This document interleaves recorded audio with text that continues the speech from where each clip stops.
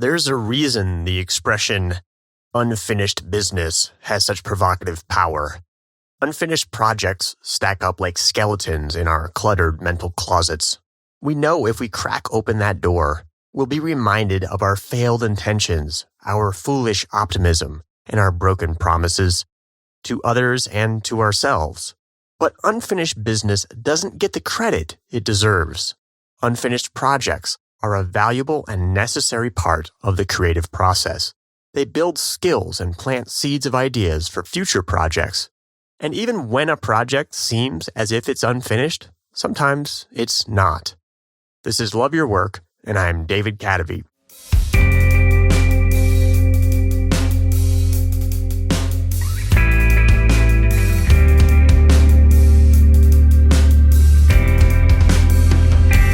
We wouldn't have the iPhone if it weren't for unfinished business.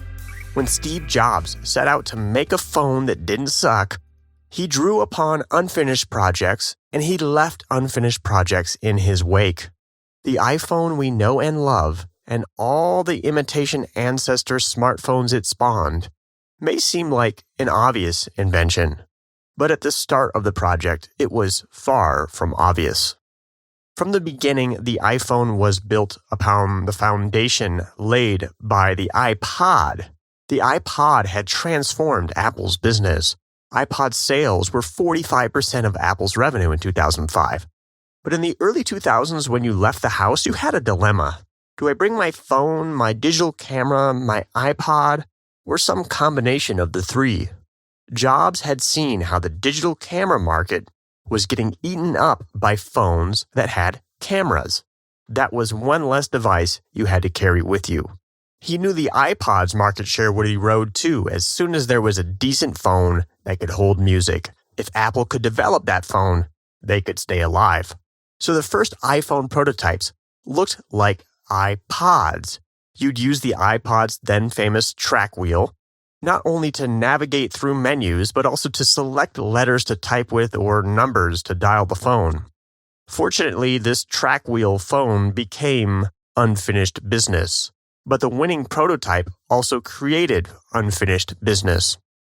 After toying with the track wheel phone for months, it became apparent that Apple might want to explore another approach, so Jobs and the other executives assigned another team to develop a different prototype. This time, they would develop a multi-touch prototype, one where you'd actually use your fingers on a screen to interact with the phone. Apple had been experimenting with touch for many years now, such as when they developed their trackpad. There was one project they already had in the works that they borrowed from to develop the iPhone we know today. Apple had been working on a tablet computer with multi-touch technology. Not only would you touch the screen on this tablet to click on items or drag them around, but it could also sense various gestures such as swipes or even multiple fingers. So Apple drew upon the technology from this tablet computer project to use that technology in their new phone project.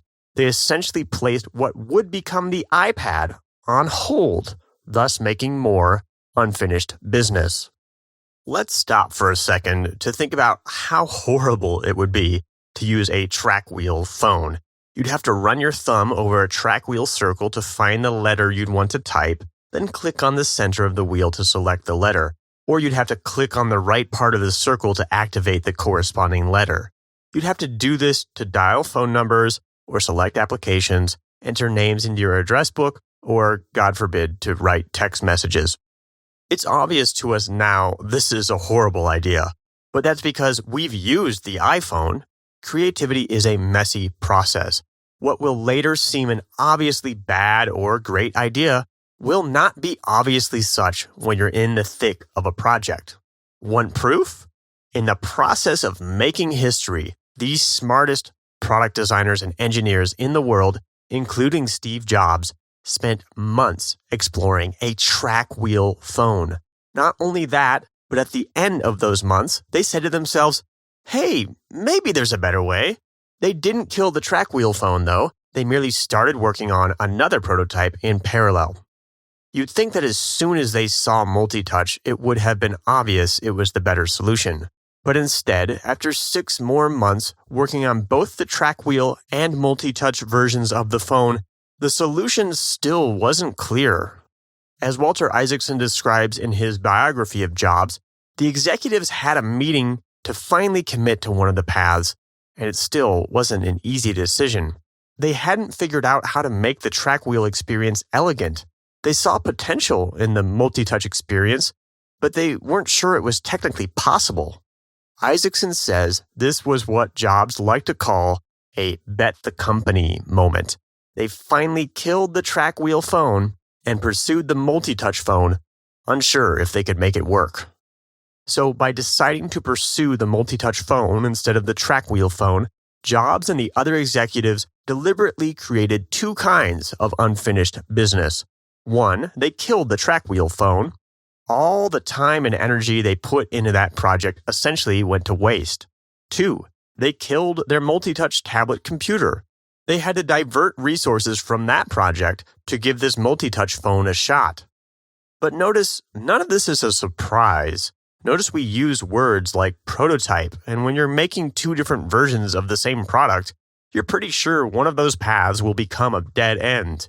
This is very different from the way most of us work when we're first learning how to be creative. We start a project assuming we'll finish it, but when we realize it won't turn out as we envisioned, we quit and we feel bad. We lament our shiny object syndrome and fall into a downward spiral of guilt. We feel bad that we can't finish projects, so we don't start projects to avoid feeling bad if we don't finish them. But professional creatives and dilettantes aren't so different. Both professionals and dilettantes start projects and fail to finish them. But professionals know what to expect. They try multiple approaches, knowing they'll scrap some. They also know that even when it looks like a project is over, it's not over. The day after Steve Jobs introduced the iPhone to the world, he called VP of Operations Jeff Williams. There was a problem with the phone. He said, "I've been carrying this thing around and it's scratched in my pocket." Those of us who had a first-generation iPhone know it's always had a glass screen. But once again, the obvious solution isn't always obvious or possible. The iPhone that Steve Jobs introduced on stage in January of 2007 didn't have a glass screen. It had a plastic screen. Jobs told Williams, "We need glass." Williams explained that, yes, it looked like as technology evolved, it would be possible to have glass screens on future iPhones, but all the current technology they had tested broke when dropped every time. No, Jobs said. You don't understand. When it ships in June, it needs to be glass.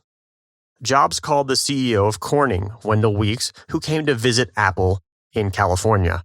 Weeks probably wondered why Jobs had bothered because he started going on about how it was impossible to make a strong, scratch-resistant glass good enough for a mobile phone.